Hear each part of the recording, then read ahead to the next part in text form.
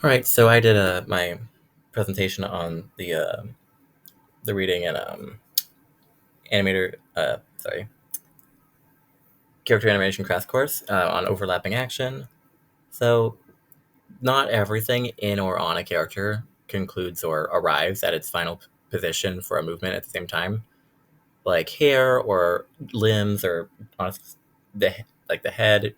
Like for example, like down here, this foot and this part of the body are arriving first. All this is still lagging behind. Um, Depending on how goofy or realistic or whatever you want it, the subtlety of it is going to vary. It adds fluidity to movements.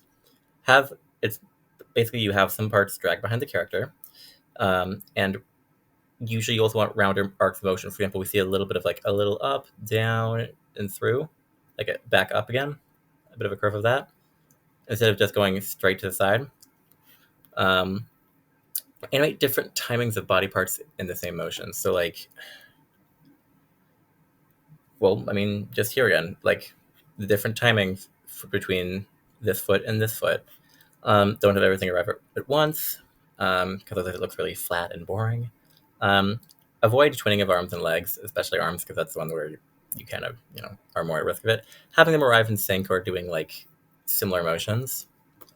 Um, Overlapping action can be displayed in simple terms via a flapping flag, where the stick of it is the primary motion and the cloth flag is the secondary action that follows it. So the drag.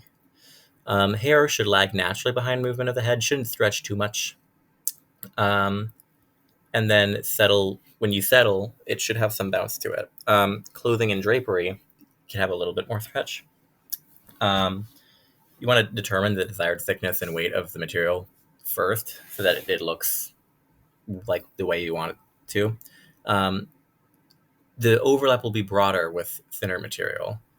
Um, just determine the follow through and drag of the material, the weight of it, before you start um, just slapping it on the page. Head movement overlap.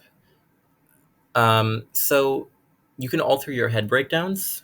For example, you can lead with the cranium, the top of your head, and follow through with the lower face. Like if you're turning, instead of like turning, just pivoting your neck, you can like have like it be more dramatic, like as if you're being dragged by your scalp in that direction, and it'll give it more personality, more like shock, a bit more potentially more like comedy or whatever. Give various facial features, eyebrows, or sorry, eye shapes, brows, lips, and etc.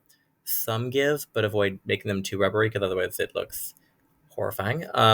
Drawing distortions, mini smears. So a mini smear is a reduced version of a smear, which does the same thing as a normal smear, but on a much smaller scale and usually only filling one frame. It adds fluidity and defines the arcs of movement. Um, it's like it shouldn't be like drastic. Like if you paused or like you slowed down the frame rate a little bit, you might still miss it if you're not paying close attention. It should be like that. It shouldn't be anything.